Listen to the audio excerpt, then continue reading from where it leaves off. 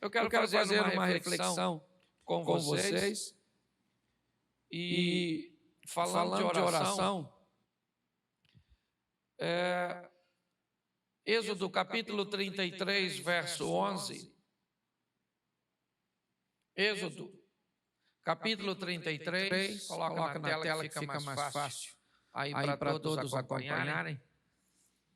Êxodo 33, 11 diz assim: E falava o Senhor a Moisés face a face, como qualquer fala com o seu amigo.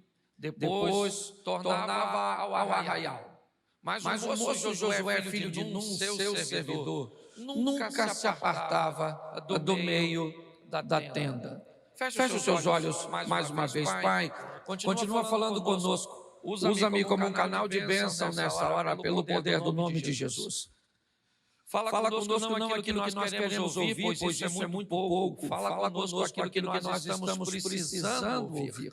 Tira-nos do conforto da mesmice e nos coloque no confronto das mudanças. E que a tua palavra que não volta vazia, sem antes fazer aquilo que lhe apraz, traga transformação, traga restauração, libertação. Ó Deus, uma correção de rota nesta manhã, pelo poder do nome de Jesus. Amém. Glória a Deus. Amém? Bom, deixa eu explicar algumas coisas para que você entenda qual é a dinâmica cuja qual nós temos buscado pautar a nossa vida. A Bíblia diz no Apocalipse que aquele que vencer não sofrerá o dano da segunda morte. Esse texto nos dá uma direção de que a morte virá duas vezes, certo? Ou não sofrerá o dano da segunda morte é porque existe uma segunda. O contexto simples da palavra morte quer dizer separação, porque todas as vezes que alguém morre, certo? A força vital que está no seu corpo abandona, se separa dela. E quando isso acontece uma morte física, porque houve a separação do corpo daquilo que dava ao corpo vida. A Bíblia também diz que haverá uma segunda morte, que também é uma separação. Porém, aquele corpo que recebeu a ausência do Espírito que lhe dava a vida, agora também dele saiu a alma. E essa alma agora pode também morrer. Por isso a Bíblia diz que nós não devemos temer aquele que mata o corpo, mas aquele que pode conduzir a alma, aquele que pode matar a alma, aquele que pode separar a alma de Deus. E quem é este? O pecado. Quando olhamos para isso, descobrimos que tem duas vidas: a vida física terrena e a vida espiritual. E quando olhamos para a Bíblia, descobrimos que ela está extremamente preocupada com as duas.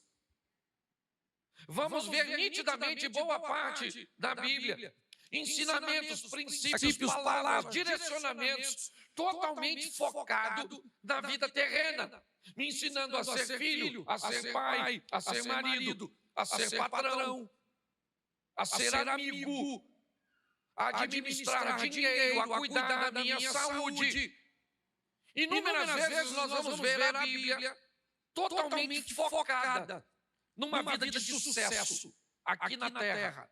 Há uma preocupação. Aliás, o ensino da oração feita por Jesus no Pai Nosso, ele começa a falar de uma vontade, certo? De uma ordem que existe no céu e que precisa ser trazida para a terra. Por isso ele não diz, eu vou para o teu reino. E nessa oração ele diz que venha o teu reino, que seja feita a tua vontade aqui nessa terra, na minha vida, enquanto eu estou aqui, assim como ela vai ser feita no céu, quando eu estiver aí, sem pecado, com um novo nome, com uma nova veste. Ok? Então nós sempre conduzimos as mensagens aqui, buscando fazer com que aqueles que estão ouvindo entendam que há uma preocupação bíblica com sua vida aqui na terra. Por quê? Porque, inevitavelmente, todos nós estamos em busca de resultados. ainda que a vida seja pautada em resultado e aceitação.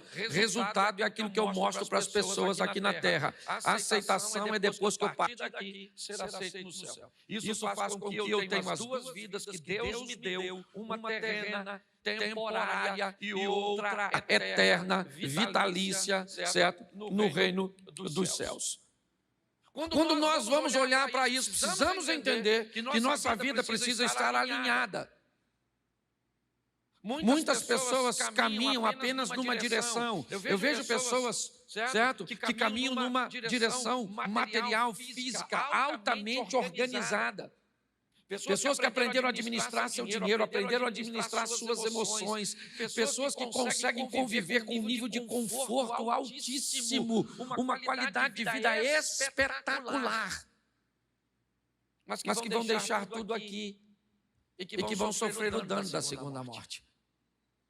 Ganharam esta vida, mas perderam a outra.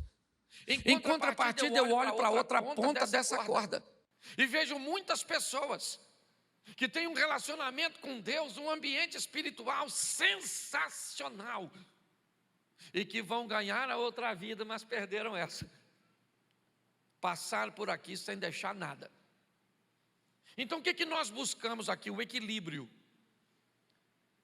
Que possamos organizar nossa vida, que ela seja pautada em dois ambientes de sucesso: o divino e o material, o físico.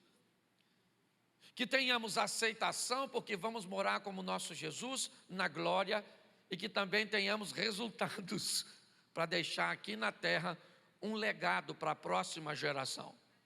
Posso ouvir um amém? Isso para mim é altamente espiritual. Quem está acostumado a me acompanhar um pouco mais de perto sabe que eu pauto, né, a minha vida, o meu ministério, a minha família nesse ambiente. Então, por que eu estou abrindo com isso? Porque se nós vamos falar de oração, eu tenho que abrir com Moisés. Mas eu gosto do texto que lemos, e coloca de novo para mim, por favor. Isso. Falava o Senhor a Moisés face a face, como qualquer fala com seu amigo. Eu gosto dessa expressão. Deus falava com Moisés como alguém conversa com um amigo. Quando? Algumas vezes. Em outras vezes você vai ver Deus conversando com Moisés como Deus, dando ordens. Mas em algumas situações você vai ouvir Deus conversando com Moisés, ouvindo o que Moisés tem a dizer, atendendo algumas demandas de Moisés altamente desnecessárias. Por quê?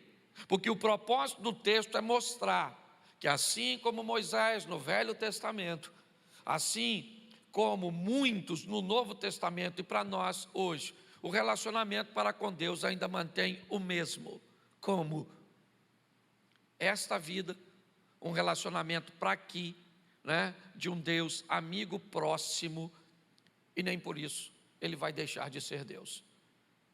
Nós vamos dar uma olhada na história e vamos começar por ele. Por quê? Porque Moisés aprendeu sobre oração ainda muito pequeno, enquanto ainda estava num lar hebreu.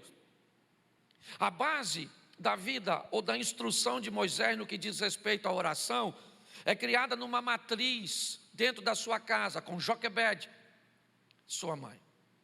Quando nós olhamos para a história deste rapaz, que começa a estabelecer sua base num lar hebreu, criado por sua mãe, e que logo depois ele vai mudar de lar, ele vai migrar para um ambiente, né, ou seja, para o palácio do faraó, para receber as instruções do Egito, para aprender a cultura do Egito, a língua dos egípcios, para criar toda uma adaptação no ambiente egípcio. Nós vamos descobrir que quando ele sai do palácio, agora fugido para o deserto, não é a cultura do palácio que o mantém de pé, mas sim a base de seus ensinamentos do lar que ele recebeu. Nós vamos olhar aqui que a maior herança que nós podemos deixar para a geração futura não é um bom smartphone, não é uma casa, não é uma boa formação acadêmica, ainda que isso seja altamente produtivo e relevante. Mas a maior herança que vamos poder deixar para essa nova geração é mostrar para eles que existe um Deus nos céus. E que quando seus pais, quando o dinheiro, quando a saúde, quando os amigos faltarem, Ele vai estar onde sempre esteve, no controle de todas as coisas. Quando nós olhamos para isso, nós vamos ver que Ele aprendeu isso onde? Ainda na primeira fase.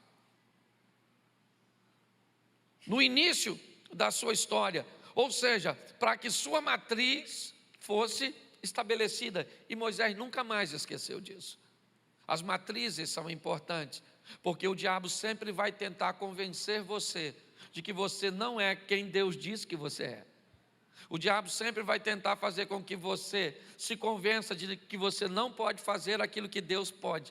Você vê, Jesus acaba de sair das águas, uma pomba desce sobre ele, uma voz diz para João Batista, para Jesus e para todos aqueles que estavam ali ouvir o que a voz dizia: este é meu filho amado.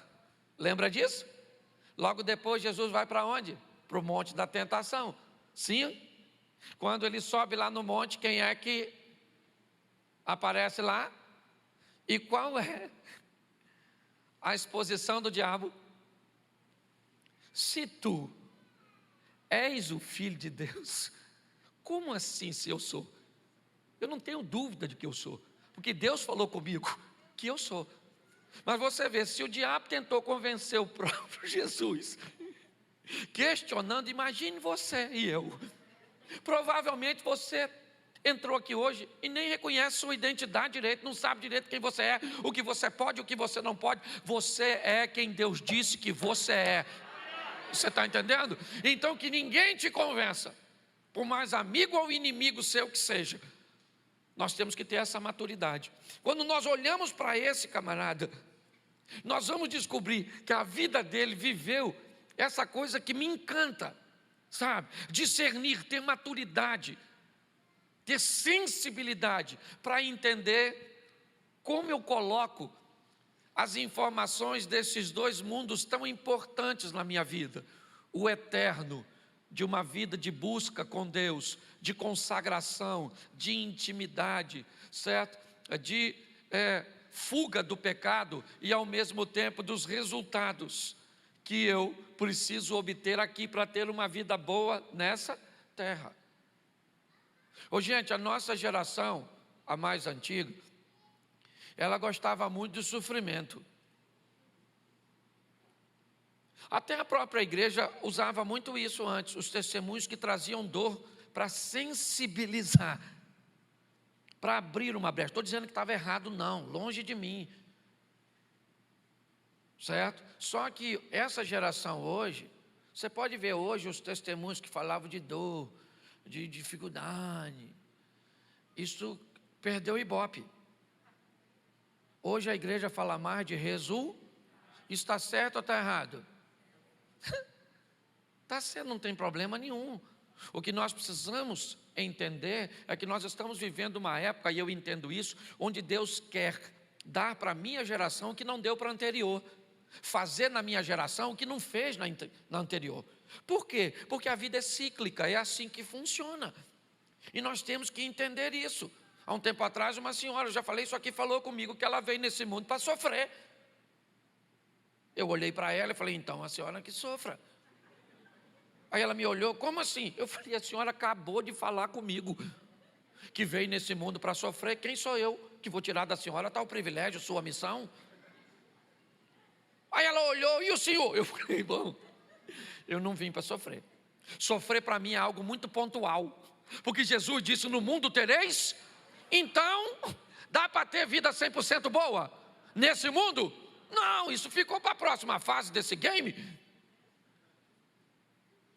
Mas isso também não significa que minha vida tem que ser uma saga de sofrimento e sofrimento. Mas se você quer, deleite-se. E você sabe que ela saiu de perto de mim muito chateada, porque na cabeça dela eu tinha que querer sofrer também. E era o modelo mental dela. Por isso que mudar o modelo mental das pessoas é tão desafiador. É ou não é? Quem não já ouviu alguém falar assim: nossa, ele era mais humilde quando andava a pé, agora anda de carro e não fala com ninguém. Tenta andar de carro falando com todo mundo. Ô, irmão, ô. Não vai rolar. É lógico que eu estou brincando com a exposição, é só para aguçar a sua mente. Nós temos que sair de uma sociedade que segrega pessoas, nós temos que sair de uma sociedade preconceituosa. Está na hora da igreja abrir a mente e derramar nesse mundo o amor de Deus que transforma vidas. É assim que funciona. Quando nós olhamos para isso, quando nós oferecemos isso para as pessoas, é isso que muda, porque Cristo é o amor. Não é o amor irresponsável de qualquer jeito, mas é o amor que transforma. Então nós vamos dar uma olhadinha nesse cara. Primeiro, porque presta atenção, coloca para mim aí, santo varão, Êxodo 14, 15. Vou falar um pouquinho. Êxodo 14, 15. Então disse o Senhor a quem? O cara que ele conversava como? A mim. O que Deus diz para Moisés? Por que clamas a mim, Moisés? Diga aos filhos de Israel que... O que Deus está dizendo aqui? O que Moisés está fazendo nesse texto? O que ele está fazendo? Fala assim, orando. Orando. Moisés estava o quê? Tá. Vamos lá para o Novo Testamento? 1 Tessalonicenses. Orai sem. O que Moisés está fazendo? E o que Deus falou que nós temos que fazer sempre?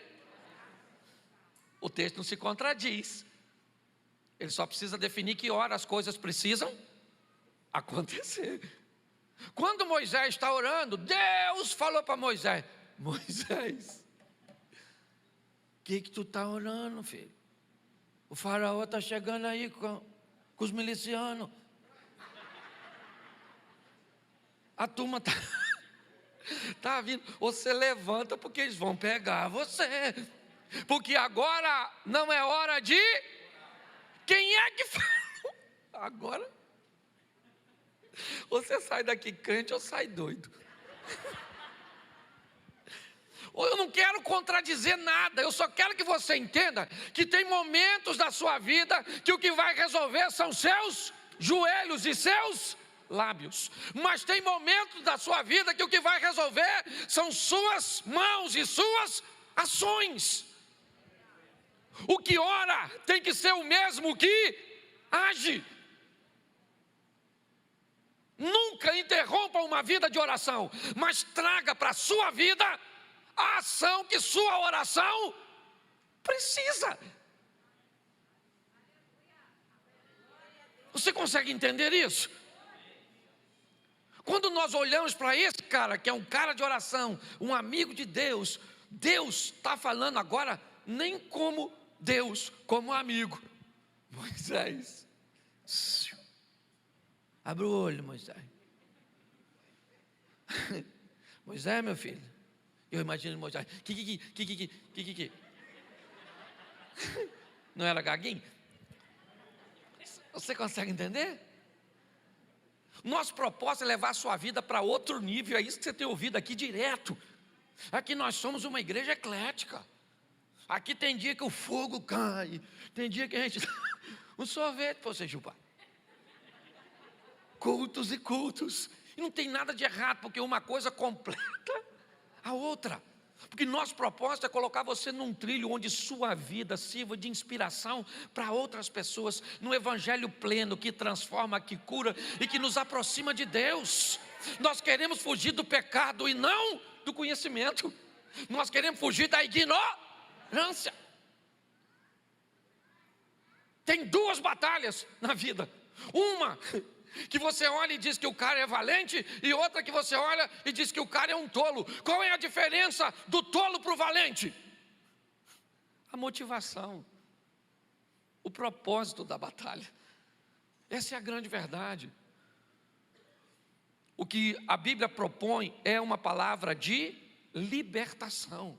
E por isso nós temos que entender, um Deus que quer mais do que quer ser Deus, Ele quer ser nosso amigo. E um Deus que nos faz entender que tem momentos que não é para orar. Bom, você vai fazer a prova do Enem, vamos lá. O que você faz? Ora ou estuda? Quem já estudou bastante e na hora da prova deu um branco, deu um nervoso e se lascou? Pois é. Você tem que continuar estudando, sim ou não? Mas aí o Senhor, eu já estou com medo. A prova nem chegou. Já estou suando, estou com medo de esquecer tudo. Eu me preparei, eu me esforcei, mas eu não sei se as minhas emoções vão sabotar o que eu vou fazer agora. Então entra com providência na minha mente, age com teu poder e glória, se manifesta na minha vida, e que eu corresponda a tudo aquilo que investi, e a melhor nota dessa sala vai ser a minha, porque eu sou teu servo, além de estudar, ainda estou orando. Se o Senhor puder fazer com que caia nessa prova só o que eu estudei, já fico feliz. Isso para mim é intimidade com Deus, é conversar com um amigo. É assim que funciona. Quando nós estamos olhando, nós vamos descobrir primeiro que não dá para colocar Deus numa caixinha e que Deus se relaciona com cada um de nós de forma diferenciada. O grande problema é exatamente essa, uniformização. Todos seguindo o mesmo padrão, tem que ser todos do mesmo jeito, porque se você contraria o padrão, inevitavelmente tem alguma coisa. Essa é a história do patinho feio. Você lembra do patinho feio? Ele era feio. O que ele era? Ele era diferente. Como ele era diferente num ambiente uniformizado, todos olhavam para ele e podiam dizer para ele: qual é o problema do cisne para o pato? Normalmente ele é maior, ele é até mais, e ninguém vai tolerar alguém maior e mais bonito perto da gente sem botar um defeito. Aí ela é magrinha, é feia, né? Gordura não tem, mas feiura. Gente, você não... Infelizmente, está certo ou está errado, não foi eu que criei o processo. O que nós precisamos é aprender a viver com sabedoria nesse mundo. Então, quando nós olhamos aqui, eu queria que você avaliasse algumas coisas nos textos que eu vou te mostrar. E você gosta de anotar? Vale a pena. E principalmente você que nos visita hoje e que não tem nem muito conhecimento bíblico, dá uma notada nesses textos e leia em casa, porque talvez para você fique até mais fácil. Pastor, vai ficar mais fácil para o não crente ler um texto que um crente, é porque o não crente, às vezes, ou aquele que não tem uma comunhão, vai ler com a mente totalmente limpa. E não ainda, muitas vezes, em algumas ocasiões, meio contaminada por conhecimentos errôneos anteriormente recebidos. Ok? Continue lendo, eu só estou falando sobre abertura de mente. Transformai-vos pela renovação da vossa mente, para que você descubra qual é a boa, perfeita e agradável vontade de Deus. A vontade de Deus, ela é boa, a vontade de Deus, ela é perfeita, e a vontade de Deus, ela é Isso no que diz respeito à rota. Como eu disse, pontualmente você vai lidar com desconfortos. Por quê? Porque todo relacionamento traz consigo um conflito de interesses. Por que casais não se dão bem? Porque o marido quer uma coisa e a mulher quer outra. Quando isso acontece, haverá um conflito de interesses. Por que às vezes no trabalho você tem um problema? Porque o patrão ou o chefe ou quem quer que seja quer alguma coisa e você quer outra. Todas as vezes que duas cabeças querem coisas diferentes, enfrentamos conflitos de interesses. Quando Deus quer uma coisa e você quer outra, o que vai acontecer nesse relacionamento? Um conflito de interesses. É assim que funciona. Quando nós vamos olhar aqui, eu queria que você pegasse esse texto. Coloca para mim Êxodo 6, verso 3. Êxodo 6, 3. Isso. E eu apareci a Abraão e a Isaque e a Jacó, como Deus Todo-Poderoso. Mas pelo meu nome, o Senhor, não lhes fui perfeitamente conhecido. Presta atenção que Deus está falando com Moisés. Ele pega Abraão, Isaque e Jacó, os 3 patriarcas, a base, e diz para Moisés: Moisés, olha, Abraão, Isaque e Jacó, eu apareci como Deus, mas eu nunca me revelei a eles plenamente, como eu vou fazer com você. O que Deus está dizendo para Moisés é: nós vamos ter um relacionamento diferenciado. Olha só, o que demonstra se eu vou me relacionar com Deus, quer em leitura bíblica, quer em jejum, quer em oração, quer em ambiente de dedicação, quer em indumentária ou em vestimenta, quer em lugares que eu vá frequentar, quer aquilo que eu vou ingerir, eu preciso entender que isso vai ser particular, e que Deus pode dizer para o Eliezer ir num lugar, e vai dizer para eu não frequentar. Pode dizer que o Sidney vai usar determinadas roupas e eu não vou poder usar. Vai poder dizer que o Jorge pode beber determinadas coisas e eu não posso beber. E aí eu não posso vir para a igreja e dizer: olha, Deus me disse que todos não podem usar isso, não pode usar aquilo, não pode fazer aquilo outro. Você não pode uniformizar uma coisa que Deus só falou para você. Nesse texto nós temos que adquirir a maturidade, e por isso ele diz os 3 patriarcas. Deus está dizendo para Moisés: Moisés, preste atenção, apareci para Abraão, Isaque e Jacó, mas não me revelei para eles da forma que eu vou me revelar para você. E sabe o que me encanta? É que esse texto, ele vem após,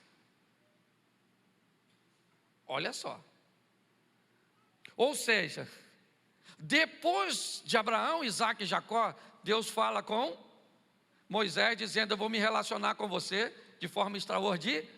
Aí vem o Novo Testamento, que diz que Deus não habita mais em templo feito por mão de, e que agora resolveu morar dentro de nós. Jesus diz: vocês farão coisas maiores do que eu. O que indica que quanto mais o tempo vai passando, mais Deus se torna ou deseja se tornar íntimos de nós. Nós estamos vivendo num tempo extraordinário. Se nós entendermos isso, a nossa intimidade, porque qual é um dos propósitos da oração? Intimidade.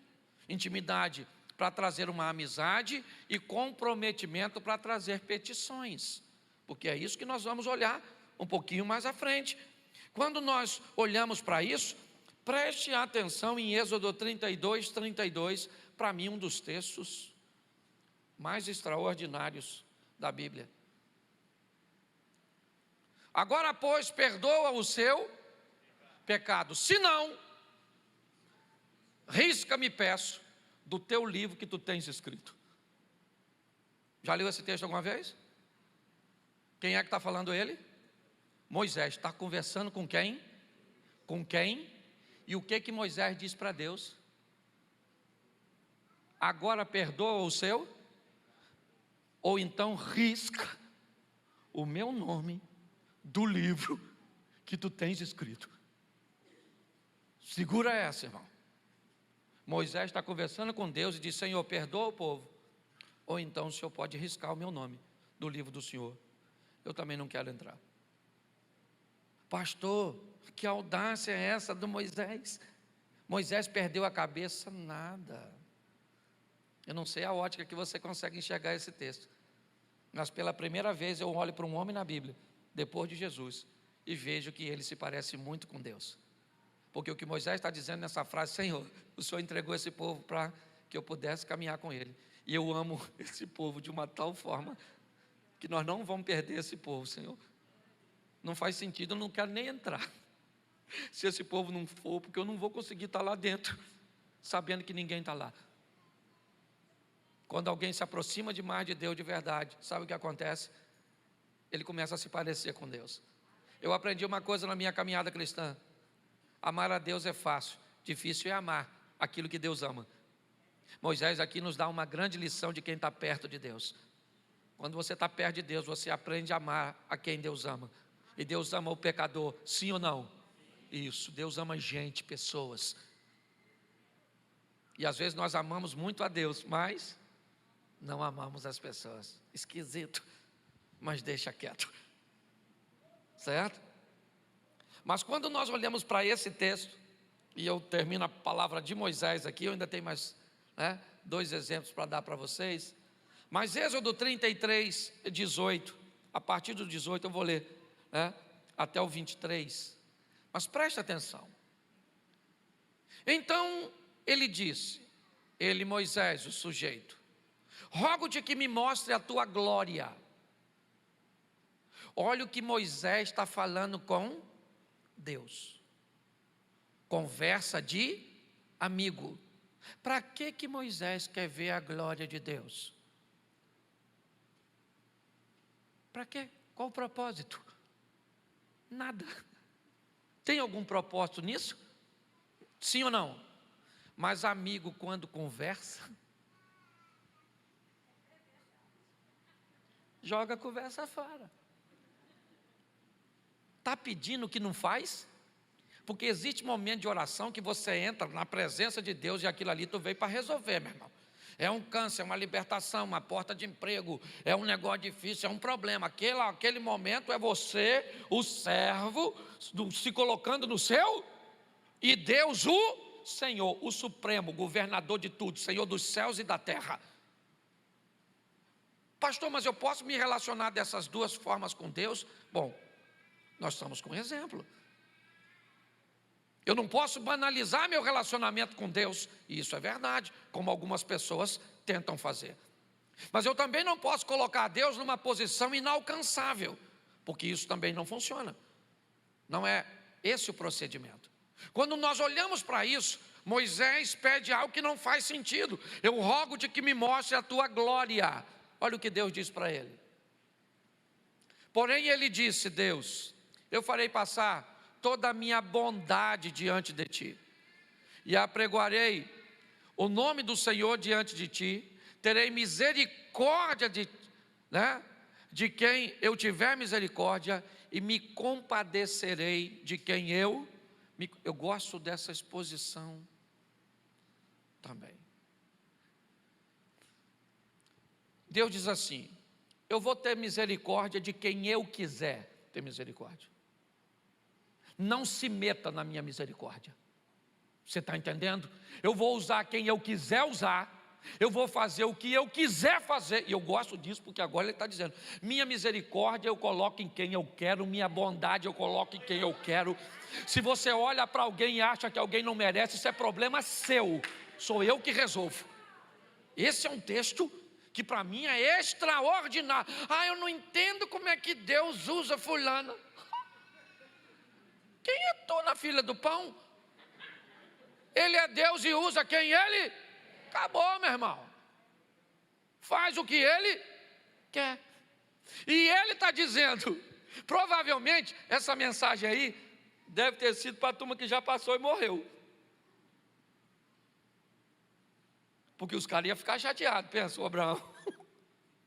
Olha o relacionamento que ele está tendo com Moisés. E para mim e para você também. O que ele está dizendo? Olha, a minha bondade e a minha misericórdia eu dou para quem eu me compadeço de quem eu quero. E ele está dizendo agora para Moisés, certo? Toda a minha bondade vai passar diante de... Verso seguinte. E disse mais, não poderás ver a minha face, porquanto homem nenhum verá a minha face e... O que Deus está falando para Moisés? Você está me pedindo uma coisa que é uma linha entre morte e vida. Era para Moisés chegar na hora e falar, Senhor, vamos mudar de assunto. Quero ver glória, glorinha, não quero ver mais nada. Deixa tudo quietinho. Esse negócio de morrer não está nos meus planos. Mas olha o 21. Disse mais o Senhor, eis aqui um lugar junto a mim. Ali, te porás sobre uma pedra. E acontecerá que quando a minha glória passar, te porei numa fenda da pedra e te cobrirei com a minha. Isso é extraordinário. Ô gente, Deus está falando para Moisés: Moisés, olha, isso é conversa de amigo, isso é oração. Sabe, Deus está falando: Moisés, ó, já que você me pediu, beleza, negócio perigoso. Eu vou botar você numa pedra e vou deixar você olhar por uma fenda. Mas Deus diz: mas eu vou colocar a minha mão sobre você, porque vai que você tem curiosidade de olhar, e aí tu morre. Olha a proteção. Ele disse: quando eu passar, olha só, até que eu haja passado. Verso 23. E havendo eu tirado a minha mão, me verás pelas, mas a minha face não verás. Isso para mim é... Olha o que Deus está fazendo com esse camarada. A intimidade com Deus, a oração. Eu sei que eu estou falando para muitos homens e mulheres de oração, que já são uma potência na mão de Deus. Mas se souberem como as coisas funcionam. Quem aqui já apertou um parafuso com uma faca? Levante a mão. Nossa. Deixa eu te dar uma informação: faca não é ferramenta para apertar parafuso, sim ou não? Mas por que você usou? Porque é o que você tinha Mas uma parafusadeira seria melhor, mais rápido, mais garantido e mais seguro? Pois é o que Deus está querendo fazer com você nessa manhã. Tirar essa ferramenta que está surtindo efeito e empoderar ela com conhecimento. Aqui sairão pessoas que irão alcançar coisas extraordinárias através da oração. Conhecereis a verdade e a verdade vos... De que a verdade liberta? Da ignorância, gente. Quem aqui já acreditou que rato virava morcego? Manga com leite matava. No dia da trovoada, tinha que cobrir o espelho. Se tomar banho, depois de comer, fica todo torto embaixo do chuveiro. Nossa, muita ignorância, né? Mas é legal, é gostoso isso, nós olharmos para isso. E deixa eu terminar aqui. Acho até que eu vou pregar na próxima quarta-feira de novo para continuar. Acabou ficando muito grande o conteúdo. Deixa eu só mostrar o exemplo de Jacó para vocês e eu termino aqui. Outra história extraordinária de um cara de resultados e de uma vida controversa. É verdade, mas eu gosto dessa vida controversa porque mostra uma vida verdadeira. Esse dia eu encontrei com o pastor e eu falei: e como é que está? Ele falou: pastor, glória a Deus, casamento 100%, igreja sem problema, os filhos tudo bem encaminhado, saúde de ferro. Eu já estava ficando com inveja, quando de repente eu olhei para ele rindo e falei: pastor, está na hora da gente virar amigo, para o senhor passar a me falar a verdade, porque vida perfeita não existe não. Eu gosto da Bíblia que ela é capaz de mostrar o erro de Moisés, o erro de Davi, o erro de Salomão, o único que não teve erro foi Jesus. O restante, todo mundo deu uma vacilada, certo? E a Bíblia não esconde que uma mulher de oração pode ser fofoqueira, que um homem de Deus pode deixar de pagar uma conta. Deixa quieto para Deus não continuar usando. Eu estou brincando, é só para descontrair, viu? Gênesis 32, 9. O tecladista já está aqui me intimidando para eu terminar. Vamos lá. Disse mais Jacó: Deus de meu pai Abraão e Deus de meu pai Isaque, ó Senhor, que me disseste: torna a tua terra e a tua parentela, e far-te-ei bem. Jacó é um camarada que aparentemente orou pouco. Poucas vezes você vai ver a oração desse camarada. A vida de Jacó é pautada muito em ações, atitudes, que nem sempre são corretas.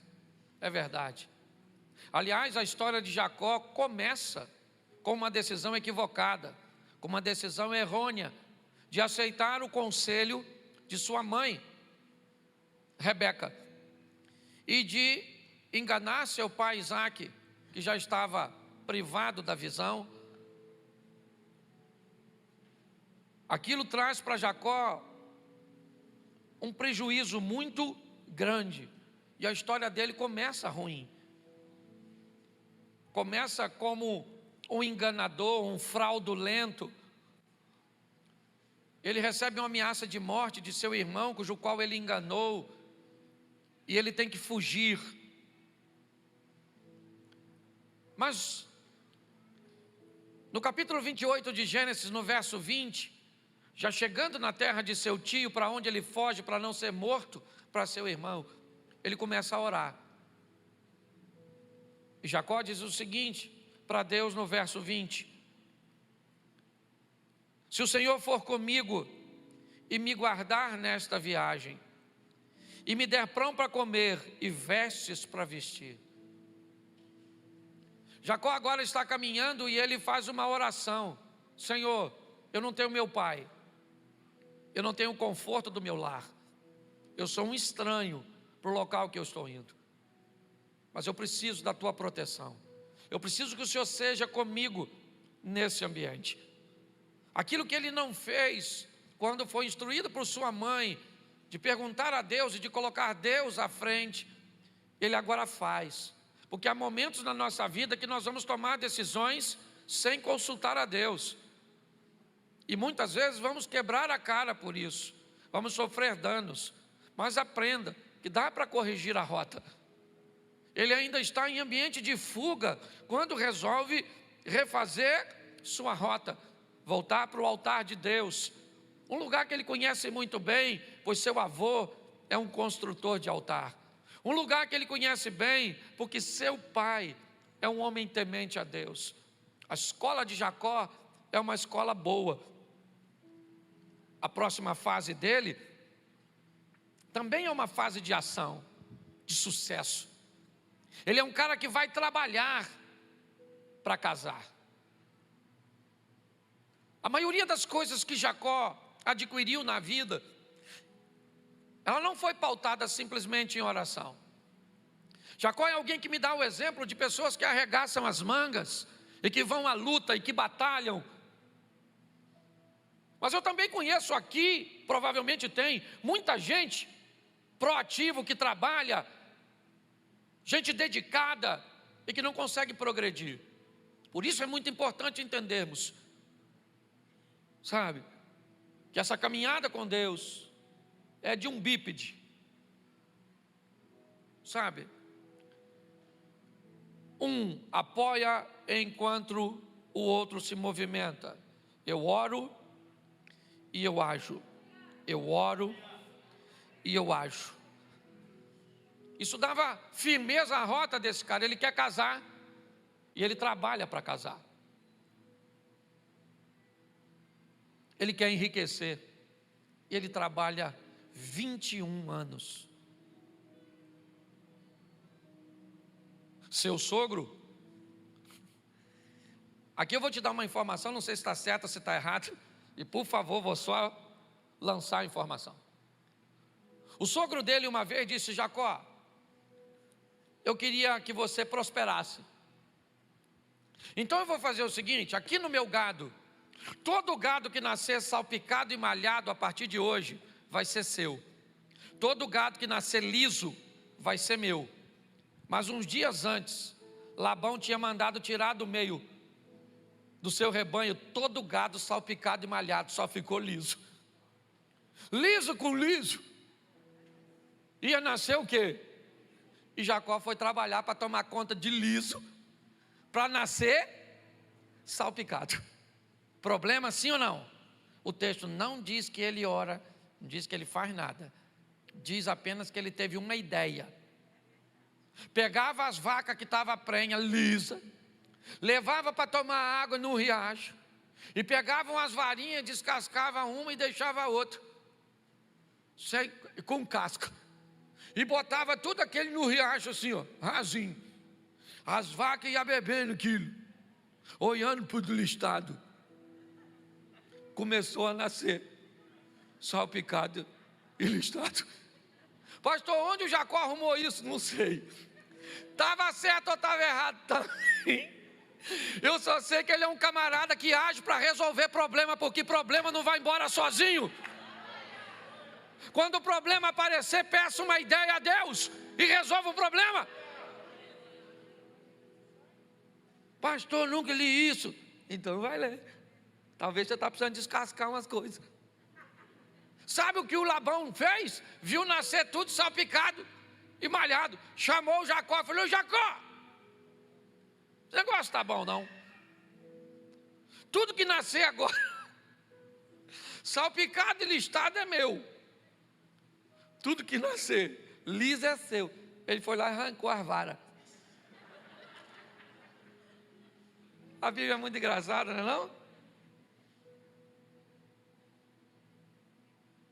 Êxodo 32, 9, foi o texto que nós colocamos e eu termino aqui. 32, 9.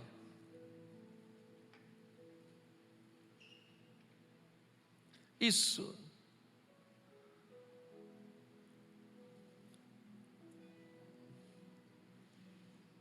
Gênesis 32, Êxodo não, perdão. Aqui eu estou falando de Jacó, aí eu já estava me misturando Jacó com Moisés. Levei para o Êxodo. O texto é só trocar o Êxodo. Isso. Disse mais Jacó: Deus de meu pai Abraão e Deus de meu pai Isaque, ó Senhor, que me disseste: torna a tua terra e a tua, e far-te-ei bem. Jacó agora está caminhando com uma família e vem de encontro a ele seu irmão Esaú, que queria matá-lo, aquele cujo qual ele traiu. Jacó não tinha guerreiros, não tinha soldados. O que ele tem é um pequeno clã de família. Ele então estabelece um nível de prioridade, eu acho extraordinário. Pega os filhos que ele teve com Bila e Zilpa, bota à frente. Bota os filhos que ele teve, né, mais atrás, coloca José mais atrás, estabelecendo ali seus níveis de relacionamento, estabelecendo seus níveis de importância, estabelecendo qual era seu foco. Jacó era alguém altamente organizado no que diz respeito à prosperidade em vida terrena. Seu nome vira Israel, o nome da nação, de uma das nações mais poderosas do mundo. E quando eu olho para tudo isso, eu descubro que Deus é um Deus que deseja que tenhamos resultados sem perder a aceitação, e que tenhamos aceitação sem abrirmos mão dos resultados. Saia daqui para ter uma vida extraordinária e não aceite menos do que isso. Por quê? Porque é isso que Deus tem para você.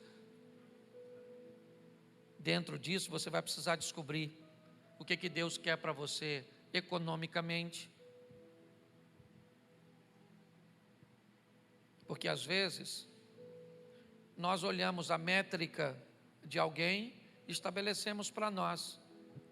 Isso não vai acontecer. Porque a vida não funciona assim. Agora, isso não tem a ver com paz, nem com felicidade. Uma das coisas que mais me encanta no socialismo, ainda que eu não seja socialista,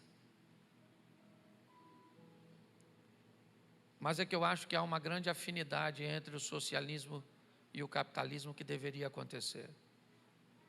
E as pessoas ter o básico de tudo, não faltarem nada para elas. Para quem? Para todas as pessoas. Acho que nós precisamos de um pouco mais de conhecimento e de abertura dos olhos, porque às vezes é muito complexo você olhar para uma pessoa que tem condições de criar 1 ou 2 filhos e tem 10. Então eu acho que tem muito, mas eu acho que todos nós precisamos de educação, saúde, segurança.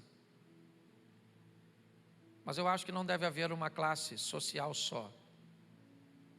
Eu já não gosto do comunismo, que seria o próximo passo do socialismo, que diz que eu trabalho para ter o bem de todos e tenho apenas o que me é necessário. A grande pergunta é: quem é que define o que é necessário para mim? No socialismo eu posso ter uma televisão, mas eu não posso ser dono da empresa. Eu acho isso extraordinário. No comunismo, se eu quiser ter 2 televisões, eu não posso ter. Sabe a minha tristeza de olhar para a guerra? Ontem eu estava na Avenida Paulista. E a ignorância da maioria das pessoas que nem sabem o que estão defendendo. Esse povo precisa se encontrar com Jesus, porque Ele é luz, Ele é libertação. Saia daqui para ser o que Ele disse que você tem que ser: luz e sal. Ele não disse que você tem que ser estrela. Saia dos holofotes. Deixe o amor de Deus fluir. Eu acho muito legal quando Jesus cura a mulher do fluxo de sangue. Ele diz: passou por mim uma virtude aqui. Eu senti Deus passar por mim e curar essa mulher. Está na hora de seu marido sentir Deus passar por você e ficar liberto. Está na hora das pessoas que estão perto de você sentir que Deus... Você vai sentir: Deus passou por mim e transformou fulano, e transformou meu filho, e transformou minha saúde, e transformou minha vida financeira. Saia daqui para viver isso.